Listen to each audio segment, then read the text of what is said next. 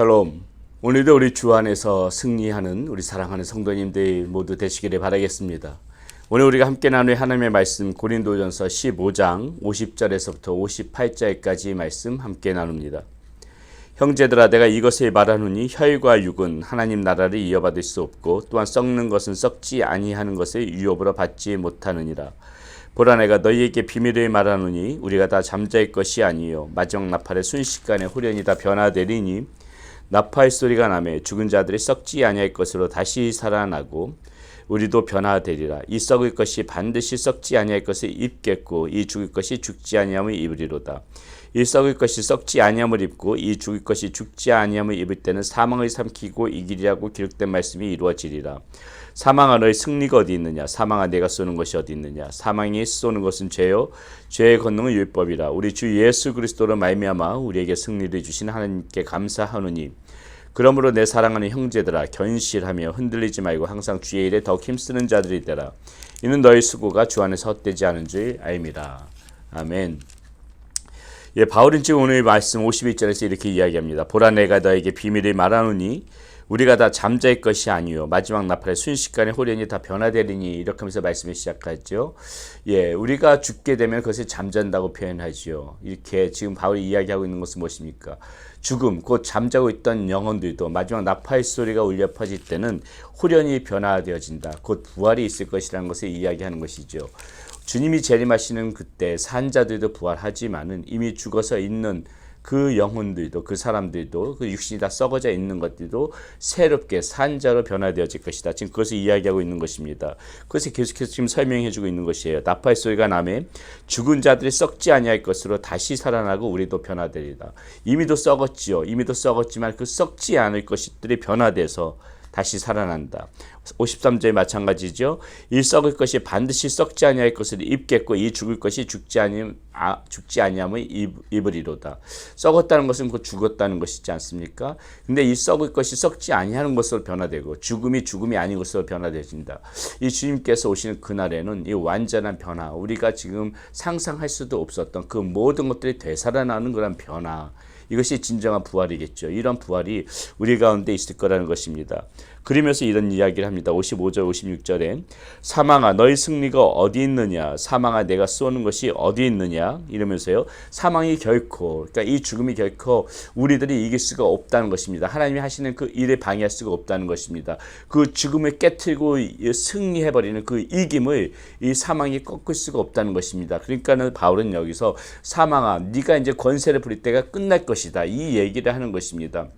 모든 인간이 죽음을 두려워하지 않습니까?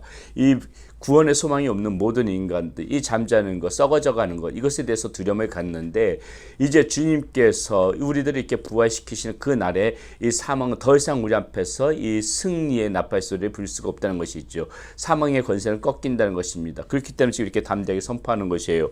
사망아, 너의 승리가 어디 있느냐? 사망아, 네가 쏘는 것이 어디 있느냐? 사망이 쏘는 것은 죄요. 자, 이게 사망이 쏘는 것은 죄라고 이야기합니다. 무슨 말입니까? 이 죄로 비롯되어진 것이죠. 우리 이 사망은요, 이 사망이 권세를 부릴 수 있는 것은 이 죄밖에 없다는 것입니다. 그러면서 이 죄의 권능은 율법이다. 자, 이 죄는 우리가 어떻게 더 느끼고 확신할 수가 있습니까? 이 율법을 통해서 우리가 죄인이라는 것을 알 수가 있다는 것이죠. 여러분, 이 선한 율법이, 원래 율법이 이렇게 선한 율법 아닙니까? 근데 이 선한 율법이 죄 많은 백성에게 주어진 것입니다. 그러니까 어떻습니까? 이 율법의 도덕적 이 주장이 이 죄의 본성을 만난 그 인간이 만나면서 이 죄가 활성화되어진 것이에요. 율법은 원래 선한데 이 율법은 원래 선한데 죄 많은 본성, 이 본성, 죄로 가득 찬 이 본성인 인간을 만나게 되니까는 그것이 죄가 선명하게 부각되어지면서 죄가 활성화되어졌다는 것이죠. 그래서 어떻습니까? 이 율법은 우리에게 계속해서 정죄를 가질 수밖에 없는 것입니다. 파고들면 들수록 이 인간의 악한 본성과 만나면서 계속해서 죄가 활성화되기 때문에 죄가 우리에게 주는 것은 율법이 우리에게 주는 것은 정죄감밖에 없다는 것이죠. 그러니까 사망과 결부되어지는 것이고요. 그런데 어떻습니까? 이 그리스도의 부활은 그 모든 것들을 깨트리고 이 죄와 율법, 죽음에 대해서 우리에게 승리를 가져다 준다는 것이죠.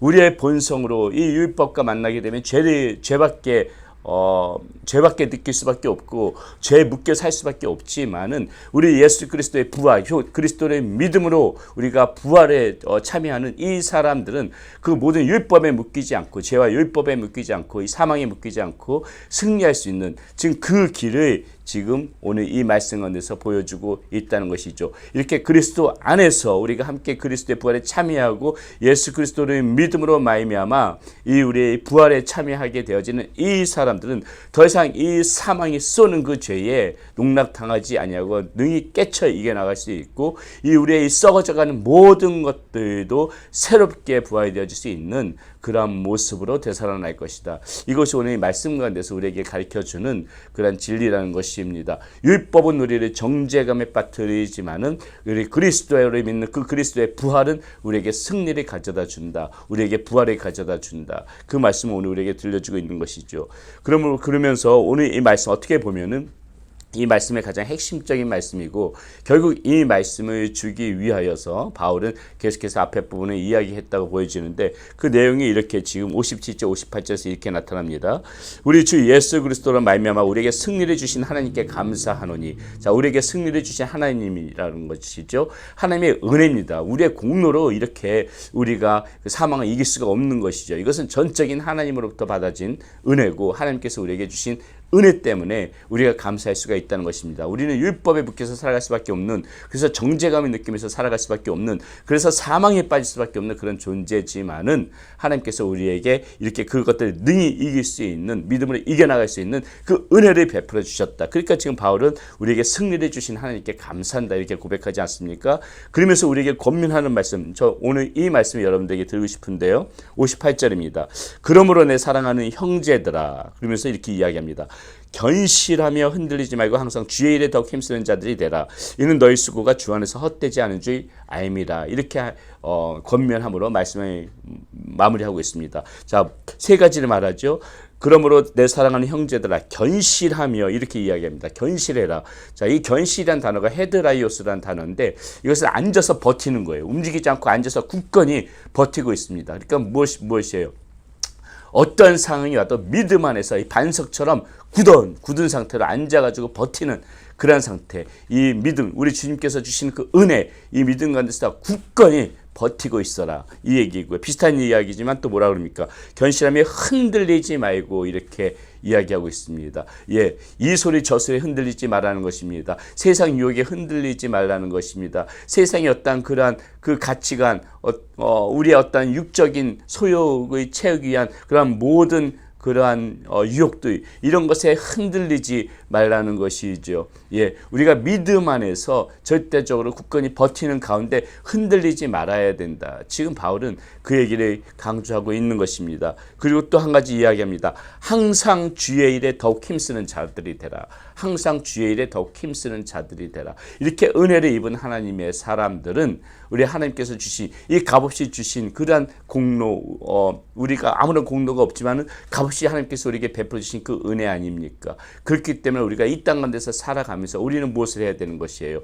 항상 이 우리에게 은혜를 베풀어 주신, 우리에게 구원을 베풀어 주신 그 하나님 은혜에 감사하면서 항상 주의 일에 힘쓰는 그러한 자들로 살아가라. 이렇게 지금 바울은 우리에게 권면하고 있는 것입니다. 믿음 가운데서 흔들리지 말고 견실한 가운데 주의 일에 더욱 힘쓰는 자들로 살아갈 때 우리 모두 이렇게 부활에 참여해서 하나님 앞에 영광 올려드리고 저 하나님 나라에서 하나님 앞에 찬송하면서 살아가는 그러한 저와 여러분들의 모습이 되어질 것이라고 바울은 오늘 그 말씀으로 강조하면서 마무리하고 있는 것입니다. 이 고린도 교인들에게 그런 이야기를 들려주고 있다는 것이죠. 이 말씀이 오늘 저와 여러분들에게 또 들려져서 정말 어떠한 경우에도 죄의 유혹에 넘어지지 않고 버티고 믿음 가운데서 버티고 굳건히 서서 흔들리지 말고 항상 주의 일에 힘쓰면서 살아가는 여러분들이 되시기를 바라겠습니다. 기도하겠습니다.